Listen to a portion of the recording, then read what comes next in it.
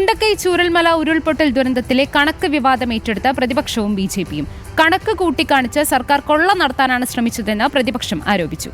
ചിലവായ തുകയുടെ യഥാർത്ഥ കണക്ക് പുറത്തുവിടണമെന്ന് പ്രതിപക്ഷം ആവശ്യപ്പെട്ടു. കണക്ക് പുറത്തുവിട്ടില്ലെങ്കിൽ ശക്തമായ പ്രക്ഷോഭത്തിലേക്ക് കടക്കുമെന്നാണ് KPCC അധ്യക്ഷൻ K. സുധാകരന്റെ മുന്നറിയിപ്പ്. റോഷിപാലാണ് വിശദാംശങ്ങളുമായി ചേരുന്നത്. റോഷിപാൽ, എന്തായാലും ഇക്കാര്യത്തിൽ മുഖ്യമന്ത്രി നൽകുന്ന ഒരു വിശദീകരണം അത് തൃപ്തികരമല്ല. യഥാർത്ഥ കണക്ക് പുറത്തുവിട്ടില്ലെങ്കിൽ വലിയ പ്രതിഷേധത്തിലേക്ക് നീങ്ങാൻ തന്നെയല്ലേ പ്രതിപക്ഷത്തിന്റെ നീക്കം?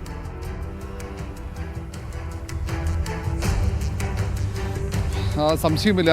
ഈ മുണ്ടകൈ ഉരുൾപൊട്ടലിൻ്റെ തുടർച്ചയായി സംസ്ഥാന സർക്കാർ കേന്ദ്രത്തിന് നൽകിയ കണക്കുമായി ബന്ധപ്പെട്ട വലിയ വിവാദങ്ങൾക്ക് തിരികൊളുത്തിയിരിക്കുകയാണ്.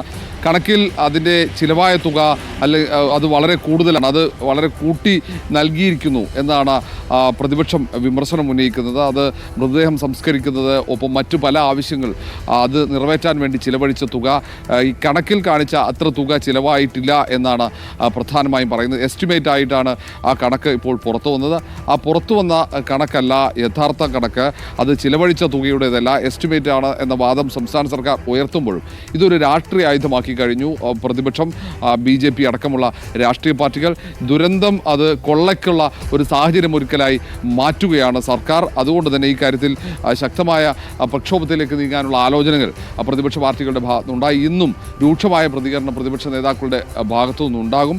എത്രയും പെട്ടെന്ന് യഥാർത്ഥ കണക്ക് പുറത്തുവിട്ടില്ലെങ്കിൽ ശക്തമായ പ്രക്ഷോഭം നടത്തുമെന്നാണ് KPCC അധ്യക്ഷൻ K. സുധാകരൻ പറയുന്നത്. ഏതായാലും ഇന്നും രാവിലെ തന്നെ പ്രതിപക്ഷ നേതാക്കൾ ഈ കാര്യത്തിൽ പ്രതികരിക്കുമെന്നാണ് അറിയാൻ കഴിയുന്നത്. മാത്രവുമല്ല, ഈ കണക്കുമായി ബന്ധപ്പെട്ട കുറേ അവ്യക്തതകളുണ്ട്. മന്ത്രിയും മുഖ്യമന്ത്രിയുടെ ഓഫീസും ഇന്നലെ ഈ കാര്യത്തിൽ പ്രതികരിച്ചെങ്കിൽ പോലും ഇപ്പോഴും അതിൽ അവ്യക്തതയുണ്ട്. അതിൽ കൂടുതൽ വിശദീകരണം അനിവാര്യമാണ്.